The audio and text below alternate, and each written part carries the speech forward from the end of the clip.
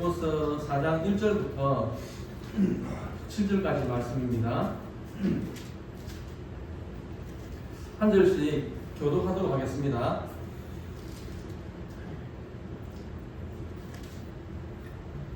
그러므로 나의 사랑하고 사모하는 형제들, 나의 기쁨이요 면류관이 사랑하는 자들아, 이와 같이 주 안에 서라. 내가 여호와 나를 권하고 순례를 권하노니 주 안에서 같은 마음을 품으라.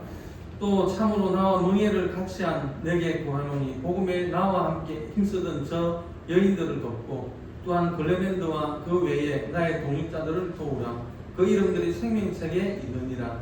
주 안에서 항상 기뻐하라. 내가 다시 말하노니 기뻐하라. 너희 관용을 모든 사람에게 알게 하라. 주께서 가까우시니라.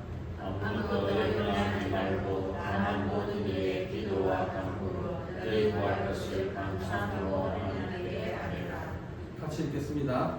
그리하면 모든 시각에 뛰어난 하나님의 평강이 그리스도 예수 안에서 너희 마음과 생각을 지키시리라. 아멘. 오늘 말씀의 제목은 주 안에서 연합을 이루자입니다. 작년에 2024년도 11월 달에 미국의 대통령 선거가 있었죠. 처음에는 그 공화당의 트럼프하고 그리고 민주당의 바이든이 경합을 벌였습니다. 그러다가 바이든이 건강이 좋지 않아가지고 이제 사퇴를 하고 그 뒤를 카밀라 해리스가 이제 이어받아서 선거를 치르게 되었습니다. 미국의 대통령이 누가 되느냐에 따라서 우리나라는 물론이거니와 그리고 전 세계의 안보나 경제나 특히 전쟁 중에 있던 나라들은 새로 당선된 미국의 대통령이 중재를 잘 해가지고 전쟁이 멈추고 새로이 화해와 평화가 찾아오기를 기대했을 것입니다. 그런데 세계에서 제일 힘이 센 그 미국의 대통령이 나서도 평화의 시대는 그렇게 쉽게 올 것 같지는 않습니다. 며칠 전에 뉴스를 보니까요, 트럼프 휴전 무산이라는 제목과 함께 태국과 그리고 캄보디아의 그 국경 지역에 있었던 그 분쟁이 다시 충돌하고 있다고 그렇게 기사가 나왔습니다. 트럼프의 중재로 분쟁이 잠시 중단되었다가 다시 재발하는 그런 양상을 보이고 있습니다. 인도와 파키스탄도 그렇고, 그리고 이스라엘과 이란도 그렇고, 그리고 이스라엘과 하마스, 그리고 콩고와 르완다의 분쟁도 겉보기에는 그 평화로운 것 같은데, 그런데 잠시 그냥 숨만 고르고 있습니다. 그래서 언제 다시 그 분쟁이 시작이 되고 전쟁이 시작이 돼도 이상할 것이 없을 정도입니다. 트럼프는 자신이 그 대통령이 되면 24시간 안에 우크라이나와 그 러시아의 그 전쟁을 끝내겠다고 그렇게 장담을 했습니다. 그런데 그의 말은 지켜지지 않았습니다. 일각에서는 트럼프 대통령이 노벨 평화상이 탐이 나가지고 지키지도 못할 말들을 쏟아내고 있다라고 평가를 하기도 하죠. 지금까지 많은 사람들이 노벨 평화상을 받았지만 아직도 이 세상에는 참된 평화를 찾아볼 수가 없습니다. 해마다 노벨 평화상을 수상하는 사람들은 있지만 그 어떤 사람을 통해서도 참 평안을 얻지 못하고 있습니다. 역사 이래로 인간의 평화를 인간은 평화를 이루어 보려고 몸부림을 쳤지만 이 세상에는 강자의 평화는 있는데 그런데 모두의 평화, 즉 참된 평화는 누려본 적이 없었습니다. 그런데 오늘 본문에서는 평화를 갈구하는 우리에게 참 평화를 누릴 수 있는 길을 제시해주고 있습니다. 빌립보서 4장 6절 7절 말씀인데요, 같이 보겠습니다. 아무것도 염려하지 말고 다만 모든 일에 기도와 간구로 너희 구할 것을 감사함으로 하나님께 아뢰라. 그리하면 모든 지각에 뛰어난 하나님의 평강이 그리스도 예수 안에서 너희 마음과 생각을 지키시리라. 하나님의 평강은 염려하지 않고 기도와 간구로 나아갈 때에 그 기도의 결과로 오는 하나님의 선물입니다. 이것은 세상의 평화와 확연히 구별이 되는 것입니다. 세상의 평화는 일시적이고 그리고 표면적이지만 하나님의 평강은 영원하며 본질적이며 완전합니다. 하나님께서는 오늘도 이 세상과 사람들이 줄 수 없는 평강을 우리에게 주십니다. 그렇다면 우리가 주 안에서 평강의 삶을 누리기 위해서 어떻게 해야 되겠습니까? 첫 번째는 주님 안에 서야 된다라고 말씀하고 있습니다. 고대 사회는 여건이 신장되지 못해서 여성들이 한 인간으로서의 대접을 받지 못했습니다. 그런데 바울의 전도를 받은 그 자주장사 루디아에 의해서 세워진 빌립보 교회는 상대적으로 여성의 역할이 컸던 교회였습니다. 그 중에서 요디아와 순두계는 빌립보 교회에서 큰 영향력을 발휘하는 여성 지도자들이었습니다. 그들은 바울을 도와서 선교 사역에 힘을 썼던 여성들입니다. 그런데 어찌된 일인지 이 두 사람 사이에 불화가 싹텄고 이 두 여인의 다툼과 분쟁은 빌립보 교회에 현저한 악영향을 끼쳤습니다. 급기야는 바울은 편지를 통해서 요디아와 순두계에게 각각 권면하면서 빌립보서 4장 1절에서 말씀처럼 주 안에 서라고 말씀을 하고 있습니다. 이것은 바울의 성도들에 대한 애끓는 사랑을 전해주고 있는 표현입니다.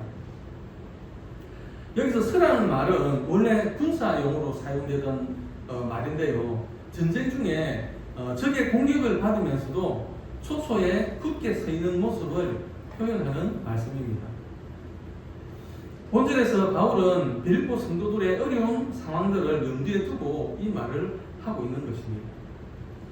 그들은 어려운 형편 가운데서도 흔들리지 않고 견고하게 서 있어야 했으며 그것은 주 안에서만 가능했습니다. 이처럼 성도들이 어려운 시험을 당할 때 굳게 설 수 있는 것은 주님과 동행할 때 비로소 가능한 것입니다. 주님 안에 서 있는 사람은 이 세상의 어떤 환난과 질고의 바람도 견딜 수가 있습니다. 그러나 아무리 힘이 센 사람이나 아무리 지혜가 많은 사람도 주님을 떠나서는 넘어지고 말 것입니다. 그래서 요한복음 15장 5절에 보면 주님께서 제자들에게 나는 포도나무요 너희는 가지니 저가 내 안에 내가 저 안에 있으면 이 사람은 과실을 맺나니 나를 떠나서는 아무것도 할 수 없습니다고 말씀을 하셨던 것입니다. 여러분 성경에 나오는 많은 믿음의 선진들과 이 시대에 신앙생활을 하는 많은 교인들의 차이가 뭐라고 생각하십니까? 저는 말씀을 믿는 믿음에서 확연히 차이가 난다고 생각을 합니다. 믿음의 선진들은 하나님의 말씀을 그대로 믿었습니다. 그런데 지금 신앙생활을 하고 있는 많은 교인들은 머리에 든 것이 많아가지고 자기의 가치관이나 그 생각의 틀 안에 하나님의 말씀을 재단해서 끼워 맞추려고 합니다. 다니엘과 세 친구들은 하나님이 자기들과 함께 하심을 믿었습니다. 다니엘서 3장 17절에 보면 이렇게 말씀을 하고 있습니다. 왕이여 우리가 섬기는 하나님이 계시다면 우리를 면밀히 타는 풀무불 가운데서 능히 건져내시겠고 왕의 손에서도 건져내시리다 라고 했습니다. 여러분 하나님이 어떤 사람과 함께 하십니까? 요한복음 8장 29절에 보니까요. 나를 보내신 이가 나와 함께 하시도다. 나는 항상 그가 기뻐하시는 일을 행함으로 나를 혼자 두지 아니하셨느니라 라고 말씀을 하고 있습니다. 하나님께서 함께 하시는 사람은 하나님이 기뻐하시는 일을 행하는 사람이라고 했습니다. 그러면 또 하나님이 기뻐하시는 일은 뭡니까? 로마서 14장 18절에 보니까 이로써 그리스도를 섬기는 자는 하나님을 기쁘시게 하며 사람에게도 칭찬을 받느니라 그랬습니다. 그리스도를 섬긴다는 것은 예수 그리스도가 말씀이라는 것을 믿고 그 말씀에 순종하는 삶을 사는 것을 말하는 것입니다.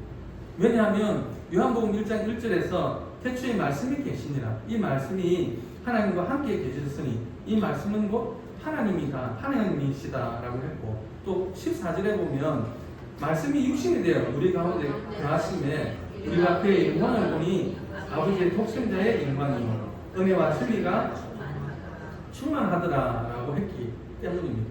즉 태초에 하나님과 함께 계셨던 말씀이 육신이 되어가지고 오신 분이 예수님이기 때문에 그 말씀을 믿고 따라가는 것이 바로 그리스도를 섬기는 것입니다. 그래서 하나님의 말씀에 순종하는 자는 하나님이 함께 하시고, 그래서 다니엘과 그 세 친구들이 불 속에 들어가도 그리고 사자굴에 던져져도 두려워하지 않았던 것입니다. 세상이 우리를 버리고 외면해도 세상 가운데 두려움에 휩싸여 있을 때라도 우리와 함께 해주시는 주님으로 인해서 우리는 참 평화를 누릴 수 있는 것입니다. 신명기 31장 8절 말씀인데요. 같이 보겠습니다. 그리하면 여호와 그가 내 앞에서 가시며 너와 함께 하사 너를 떠나지 아니하시며 버리지 아니하시리니 너는 두려워하지 말라 놀라지 말라. 네. 이사야서 41장 10절도 보겠습니다. 두려워하지 말라 내가 너와 함께 하리라 놀라지 말라 나는 내 하나님이 됨이라. 내가 너를 굳세게 하리라 참으로 너를 도와주리라. 참으로 나의 의로운 오른손으로 너를 붙들리라. 그러니 우리와 동행하시는 주님 안에 굳게 서서 주님이 주시는 평강을 누리시기를 주님의 이름으로 축원드립니다. 두 번째는 주 안에서 같은 마음을 품어야 합니다. 오늘 본문에 등장하는 빌립보 교회는 유오디아와 순두계라고 하는 두 지도자의 불화로 인해 가지고 많은 어려움을 겪고 있었습니다. 그래서 사도 바울은 유오디아와 순두계에게 각각 주 안에서 같은 마음을 품으라고 2절에서 권면하고 있는 것입니다. 여기서 같은 마음이라고 하는 것은 주 안에서 사랑으로 하나된 마음을 가리키는 것입니다. 바울은 그들 중에 누구도 그러한 불화로 인해서 주님을 떠나가기를 원치 않았습니다. 그러나 인간적인 방법으로는 해결할 수 있는 길이 없습니다. 그렇기 때문에 바울은 그들의 화해와 일치의 기본 원리는 주님과의 영적 연합에 있음을 깨우쳐주고 있는 것입니다. 바울은 그들이 주님의 격려와 모본을 받아들여서 화해함으로 교회에 유익을 끼치기를 바랬습니다. 실로 불화를 극복하는 방법은 없습니다. 사람이 마음을 같이 하면 감정과 행동을 일치할 수 있지만, 그런데 사람이 마음을 같이 한다는 이것은 거의 불가능에 가깝습니다. 부부지간에도 마음을 같이 하기가 어렵습니다. 부모 자식 간에도 그렇고 형제들 간에도 마음을 같이 하기가 어렵습니다. 그런데 어떻게 해서 다른 사람과 마음을 같이 할 수 있겠습니까? 그런데 바울은 오늘 주님 안에서라면 마음을 같이 하는 것이 가능하다고 했습니다. 예수 그리스도의 십자가의 죽음으로 구원받은 성도들이기 때문에 우리는 주님 안에서 같은 마음, 한 마음이 될 수 있는 것입니다. 여러분, 주님을 떠나서는 진정한 의미에서 하나가 되는 것은 불가능합니다. 오직 주님 안에서 하나가 될 수 있습니다. 나누어지고 흩어졌던 마음들이 주님 안에서는 일치와 연합을 이룰 수 있는 것입니다. 세 번째는 어떤 상황에서도 감사해야 합니다. 오늘 본문에서 유오디아와 순두계의 갈등은 점점 커져가지고 자기들 스스로는 해결할 수 없는 그런 지경에까지 이르렀습니다. 이 일로 교회를 등지는 사람까지 나타나고 있었습니다. 그런데 바울은 그들이 주 안에서 바로 서고 같은 마음을 품을 때에 모든 문제가 해결될 것이라는 것을 확신했습니다. 그 이유는 1절에 보면 나의 사랑하고 사모하는 형제들, 나의 기쁨이요 면류관인 사랑하는 자들아 라는 고백에서도 알 수 있듯이 바울은 빌립보 교인들에 대한 기본적인 신뢰감을 갖고 있었기 때문입니다. 그래서 바울은 많은 문제를 안고 있었던 빌립보 교회였지만 그 가운데서 역사하시는 성령과 또 복음을 위해서 힘쓰던 그 동력자들에 대한 신뢰 속에서 주 안에서 항상 기뻐하라고 말할 수 있었던 것입니다. 계속해서 바울은 6절에서 아무것도 염려하지 말고 오직 모든 일에 기도와 간구로 너희 구할 것을 감사함으로 하나님께 아뢰라고 말씀하고 있습니다. 모든 문제의 해결책으로 기도와 간구를 제시한 것입니다. 여기서 기도는 하나님을 향한 일반적인 기도를 말하는 것이고, 간구는 특정 사안에 대해서 하나님께 특별히 요구하는 것을 말하는 것입니다. 이것은 우리가 일반적인 문제가 있을 때나 아니면 특별한 문제가 있을 때에도 하나님께 간구해야 한다는 것을 말해주고 있습니다. 우리는 특별한 어려움이 있을 때만 기도하는 경우가 있죠. 사실은 우리의 일상생활이 하나님과의 대화 가운데서 이루어져야 한다는 것입니다. 그리고 이러한 기도와 간구는 언제나 감사로서 해야 된다고 바울은 말씀하고 있습니다. 감사는 그리스어로 유카리스티아라고 하는데 모든 기도에 반드시 수반되어야 할 요소입니다. 기도하는 사람은 하나님께서 모든 일을 선하게 이루어 주실 것을 믿고 감사해야 할 것입니다. 아일랜드의 극작가인 버나드 쇼는 이 세상에 있는 책 중에 한 권만을 가질 수 있다라고 한다면 자기는 욥기서를 가지겠다고 했습니다. 그 이유는 욥이 많은 곤욕과 그리고 질고를 겪으면서도 하나님께 감사하는 것을 잊지 않았기 때문이다라고 했습니다. 탈무드에 보면 참된 지혜자는 모든 교우에게 배우는 사람이고, 그리고 참된 강자는 자기 자신을 제어할 줄 아는 사람이고, 그리고 참된 부자는 가진 것에 감사할 줄 아는 사람이다라고 했습니다. 이런 것을 보면 신앙인의 삶은 감사하는 데서 자라고 그리고 완성되는 것임을 알게 됩니다. 감사의 능력, 이것이 그 사람의 진짜 영성입니다. 하나님은 어떠한 상황에서도 감사할 수 있는 이들에게 또 다음과 같은 은혜를 허락하셨습니다. 바로 7절의 말씀인데요. 같이 보겠습니다. 그리하면 모든 지각에 뛰어난 하나님의 평강이 그리스도 예수 안에서 너희 마음과 생각을 지키시리라. 아멘. 2025년에 성탄절이 다가오고 있습니다. 성탄절 그러면 생각나는 말이 있죠. 하늘에는 영광이요 땅에는 평화로다. 말 부유에서 태어나신 그 아기 예수는 평화의 아기로 오셨습니다. 이 세상에서 평강은 자기 자신을 희생제물로 내어놓으신 예수 그리스도 안에서만 얻을 수 있는 것입니다. 우리가 예수 그리스도 안에 굳게 서고 주 안에서 연합을 이루므로 하나님의 평강이 우리의 삶 속에 충만하게 넘치기를 주님의 이름으로 축원드립니다. 아멘.